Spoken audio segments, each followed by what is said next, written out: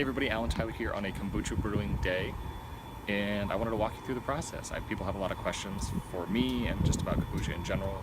So the first one that I will answer is no, it is not a mushroom-based culture. It has nothing to do with mushrooms. There are varieties that have had mushrooms added, but that's a common misconception. Mushrooms do not have to be a part, are not a required part of kombucha at all. So just take that one out of your thinking. So I'm just kind of going to walk you through the process that I do. It's sort of 2 steps, well, 3, it's a couple of steps. This one right now that I'm working on is actually brewing the next batch. So a batch of kombucha involves tea and sugar and then other flavorings if you would like. So right now I'm just getting some water ready to boil. I'm doing 4 gallons at a time. We're getting real close. This has been going for a few minutes. Once it's boiling, I will add the tea. I use just a generic green tea that I get from Wajimaya. I believe it's a sencha green tea, but it's a loose leaf tea.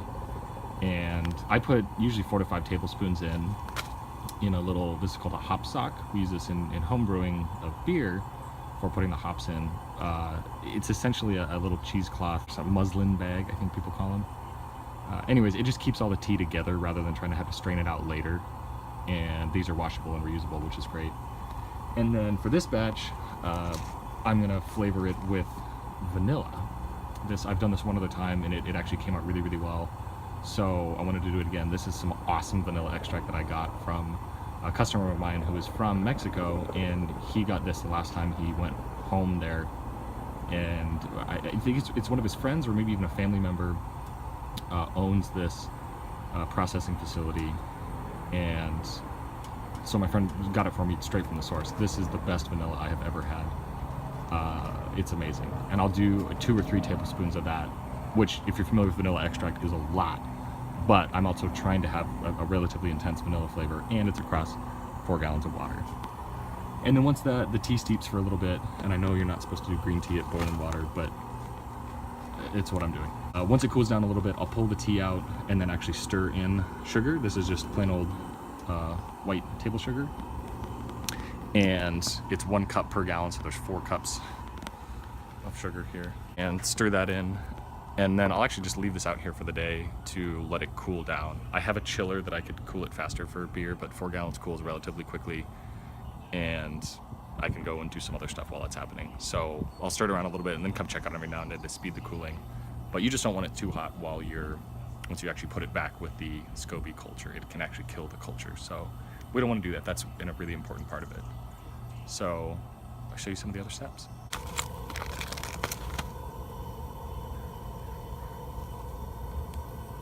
And yes, I do actually just do this on the concrete. With kombucha, it sort of has a natural built-in self-preservation mechanism by being a little bit acidic. It's actually, I believe it's acetic acid. It's very closely related to vinegar. So I don't worry a whole lot about the sanitation, at least on this part. And this is going to go in water that was recently boiling. So let's do, so there's the tea.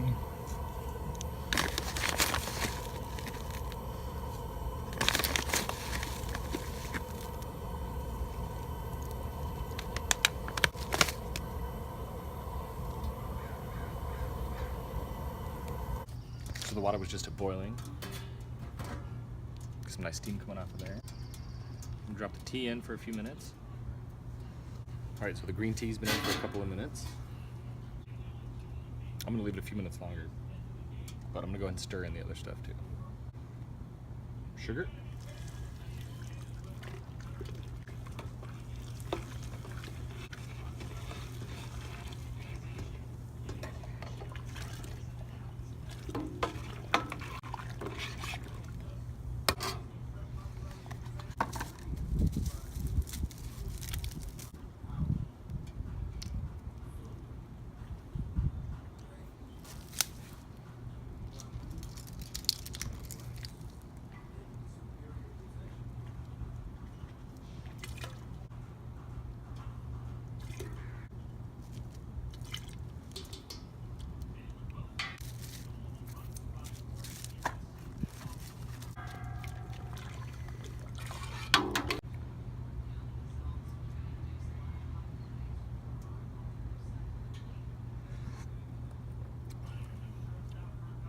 Tastes like sweet green tea.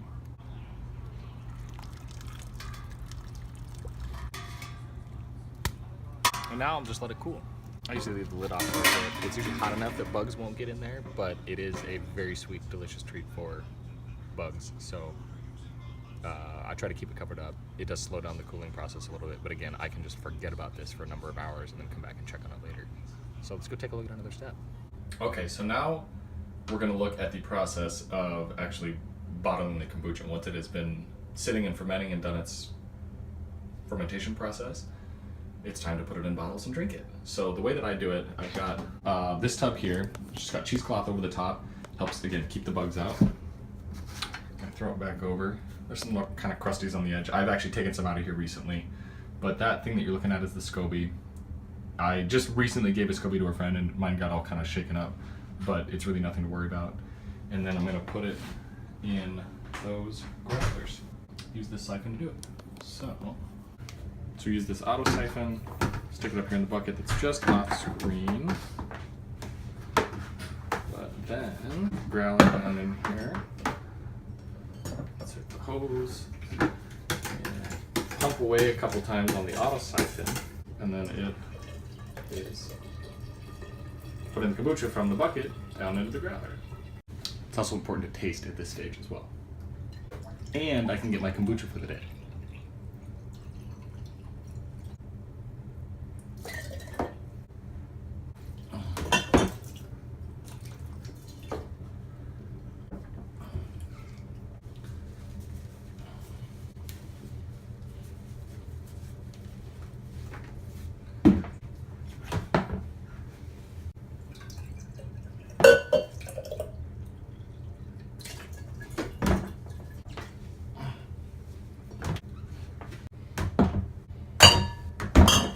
Okay, so I got growlers filled with the kombucha, so you'll see it's much lower down in there.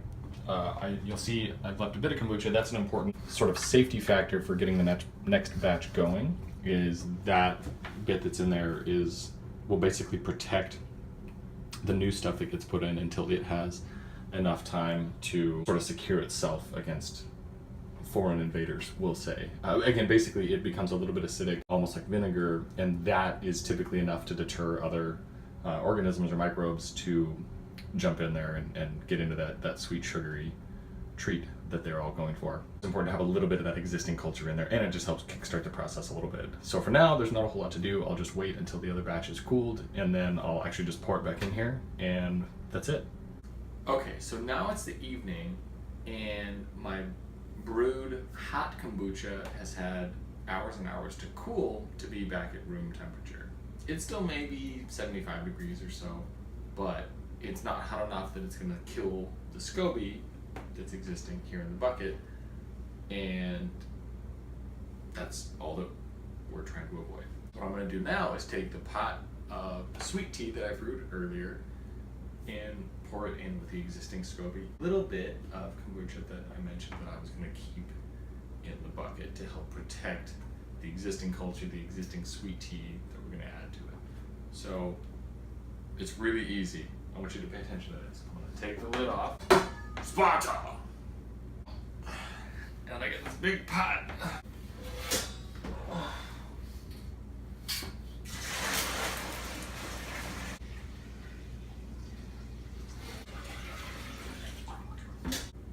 And that's it. Now it's ready to go. So the SCOBY's still in there. You can't see it from the camera angle, but it's kind of floating. There's a little bit of it right there. It's not necessarily floating right on the top, and that's fine. It gets definitely disturbed when I pour that much liquid in. It's actually a pretty turbulent experience for it. Give it a couple of days.